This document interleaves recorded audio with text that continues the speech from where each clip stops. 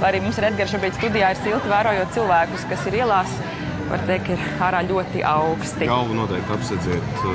Vairums cilvēku, kas saaugstēs šādās grāmatu ķēdēs, parasti saaugstēs tādēļ, ka atdziest galva, cilvēks nosalst, dabū kādu vīrusu, vēl pasargdies, un tad jau gan patīkamais mirklis var izvērsties nepatīkamās sakās. Tādēļ lūdzu manam vērīgam, mazliet bažīgajam komentāram pievērsiet uzmanību un silti saģērbieties. Jā, un jūties nosaluši, variet sasildīties kafejnīcās tuvējās, jo nevelti Rīgas centrā grāmatu ķēdes ir daudz vietas, kur sasildīties. Cerams, ka arī grāmatu ķēdes dalībnieki to izmantos. Ja es būtu kāds no tuvējo kafejnīcu saimniekiem, es piedāvātu vismaz atlaidi grāmatu ķēdes dalībniekiem. Pat brīvu šķiet visus nesasildīs ar karstu dzērienu, bet cilvēki par savu entuziasmu būtu pelnījuši arī kādu preti. 2014.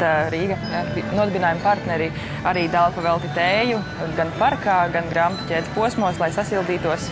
Lūk, ja negribat ieiet kafejnīcā, tad meklējiet nodibinājuma Rīga 2014 pārstāvjus, kuri ar termosiem, ar karstu tēju ir gatavi atgriezt jūsos dzīves sparu.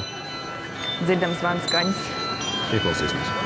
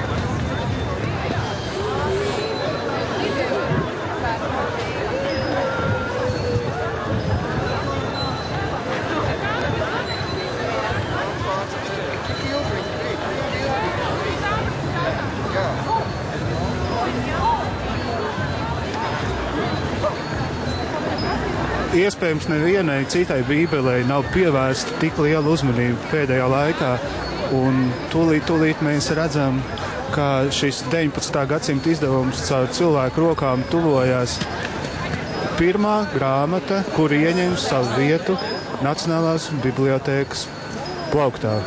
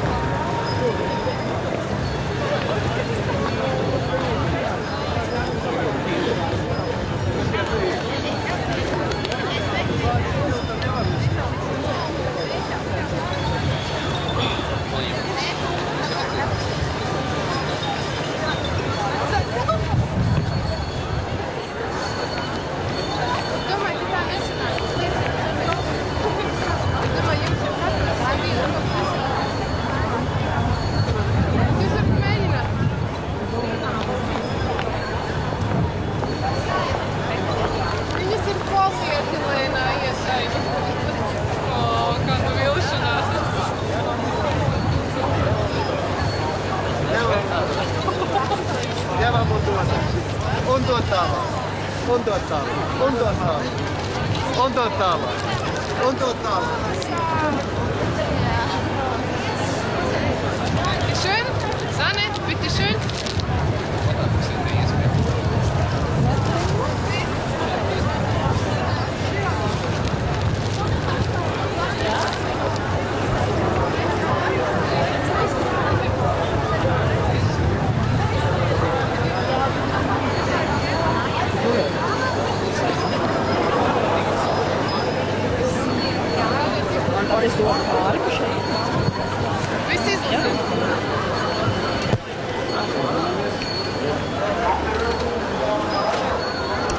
Sveicināti vēlreiz, cienījamies skatītāji.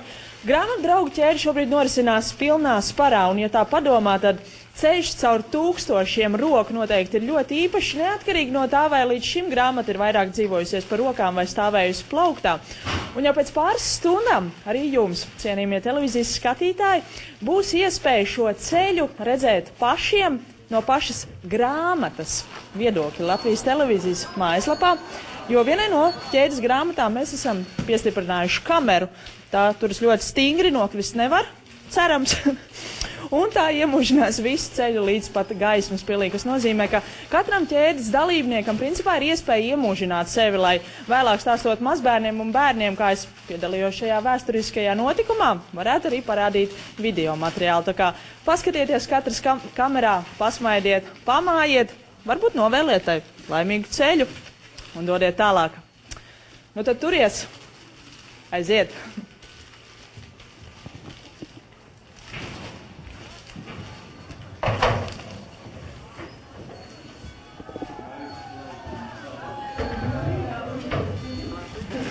Pilnīgi būtu lūgums uztaisīt viņu garāk un nespēcīt to šķīrūtēt un parastojas. Pirmais paliek tur, kur stāv, pārējie mazliet pamirzās. Uztaisīt šķīrūtēt.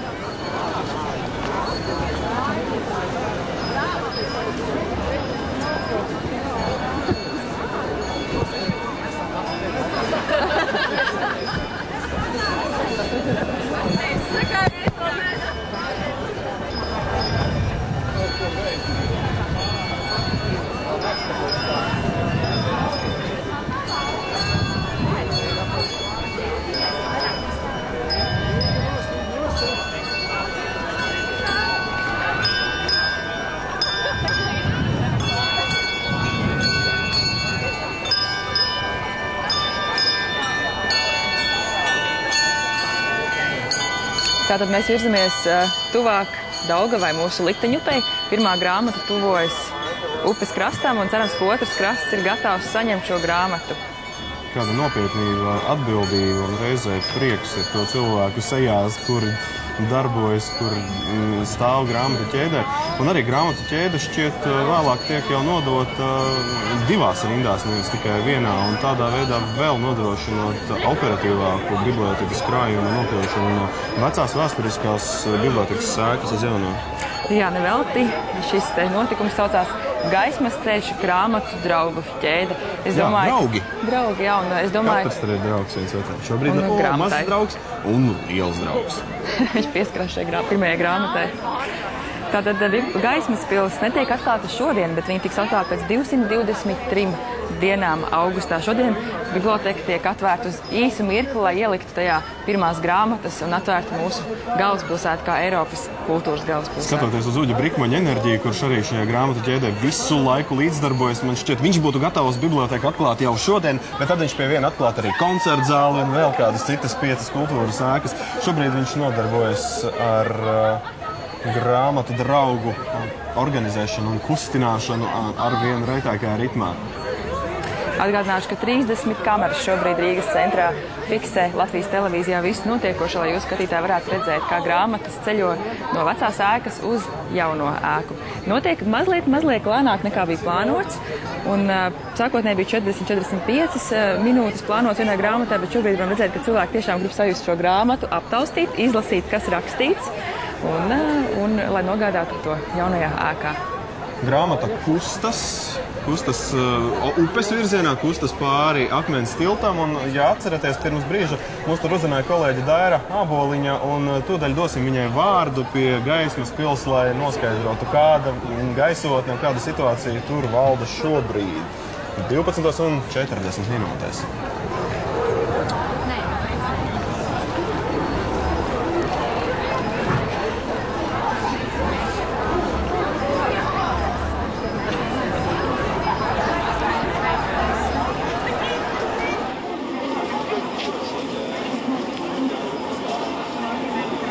Šeit pie jaunās Nacionālās bibliotēkas, kā redzat, cilvēki kļūst ar katru brīdi vairāk. Mums tepat ir sākušās ziniet dejas.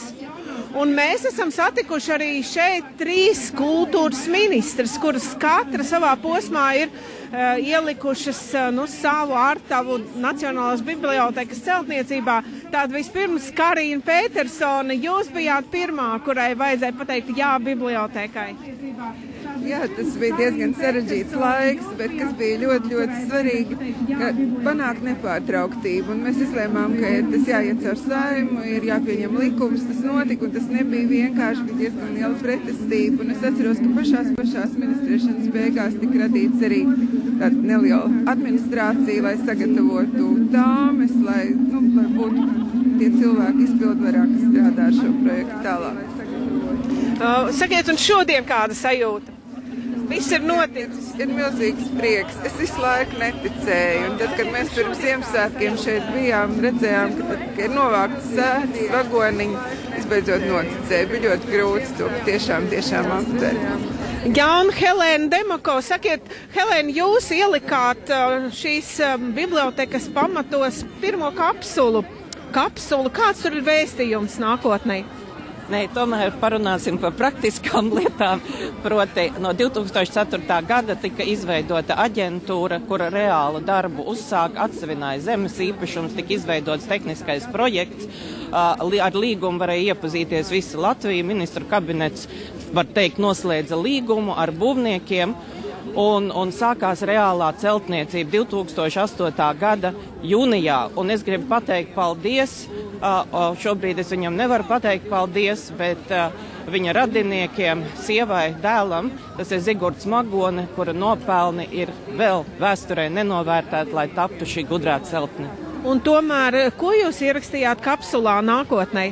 Tur bija ļoti garš vēstījums, ko uzrakstīja ļoti poētiski Inese Zandere. To visu būtu pārāk gari visu to atstāstīt, bet bija arī Latvijas avīze ar Gunāru Birkertu uz vāka. Jā, un šobrīd Dace Melbārde, mūsu kultūras ministre. Sakiet, lūdzu, vai ir jau kādas atsauksmes no starptautiskajiem kultūras pārstāvjiem par šo notikumu Rīgā? Es esmu viens no tiem cilvēkiem, kas 1999. gadā bija UNESCO Parīzē, kad UNESCO nobalsoja par to, ka Latvijai ir vajadzīga sava biblioteka, sava jaunā bibliotekas ēka.